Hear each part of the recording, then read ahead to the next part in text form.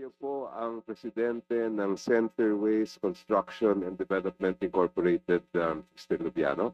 Yes po. Yeah. Kailan pa po kayo naging pangulo ng kumpanyang yan? Since 2009 po. So you are familiar with the government contracts that your company has entered into since Yes, the po. time you are a president? Yes po.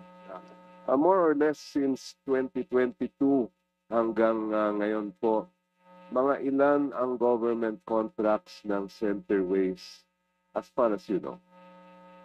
Sa pag-government po, yung na mga nabid po namin, nasa, I think, from 2022 to 2020, nasa 80 po.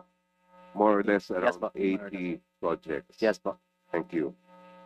Saan-saan lugar itong mga proyektong ito? More on Bicol po.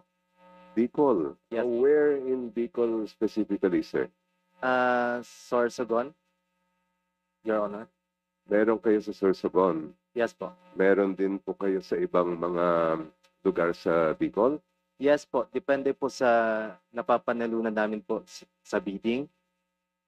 Can you recall the places aside from Sorsogon? May Kamsur din po. May depende po sa napapanalunan po. Pero mostly in Bicol po. Yes, you have some in Albay. Is that correct? Yes po, yes po. At 2001, I think. Some in Camarines Sur. Yes po, yes po. Also some in other provinces like Cebu and Masbate. Yes po. Yes. Now, of those 5 places you mentioned, Albay, Camarines Sur, Cebu, Masbate, and Sorsogon, alin po doon ang pinakamaraming government contract ang Centerways? Your Honor, sa Sorsogon po. Sorsogon. Yes po. Out of the 80 plus or more or less projects, how many do you have in Sorsogon? Pwede ko po i-check sa record. But To be exact. a ballpark figure. Sabi nyo, ang pinakamarami ay doon sa Sorsogon. Yes po. Siguro mga 30 po, Your Honor. I think. More or less. I was checking the website of Sumbong sa Pangulo. Yes po. Ang nakita ko po doon, umaabot yata ng around 50, 53. Can you confirm that, please? Di ko po sure. I-check ko po, Your Honor. But you're sure that most of your projects came from or are located in Sorsogon? Yes po, Your Honor. Now, you were named as, let me just rephrase that question.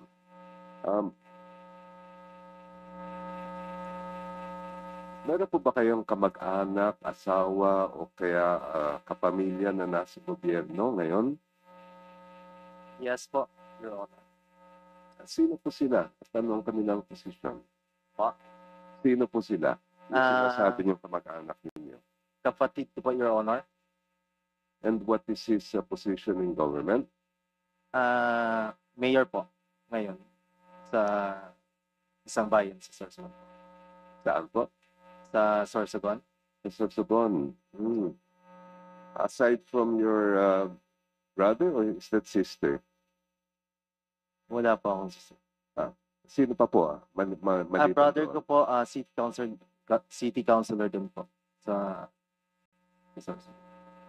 Maliban doon sa dalawang nabanggit ninyo, meron pa ba kayong ibang kamag-anak Wala na na po. nasa government?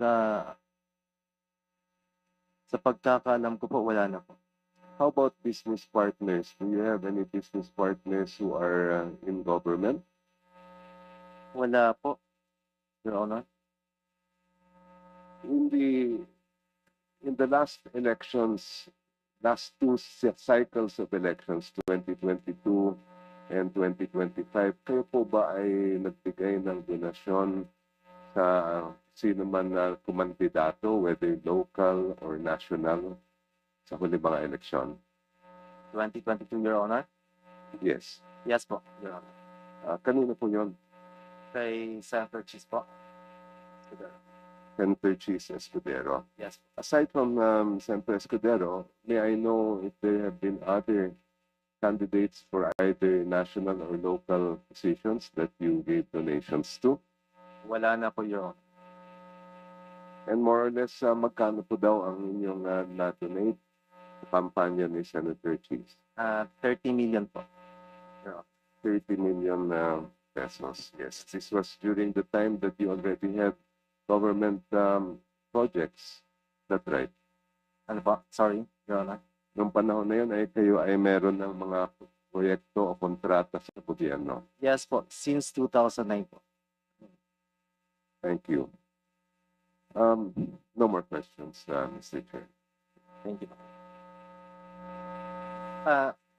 Your Honor, personally ko po donation or nag-donate po ako kay Senator Cheese yung 30 million. Hindi po galing sa company yon, galing po yun sa akin as a personal individual. Thank you.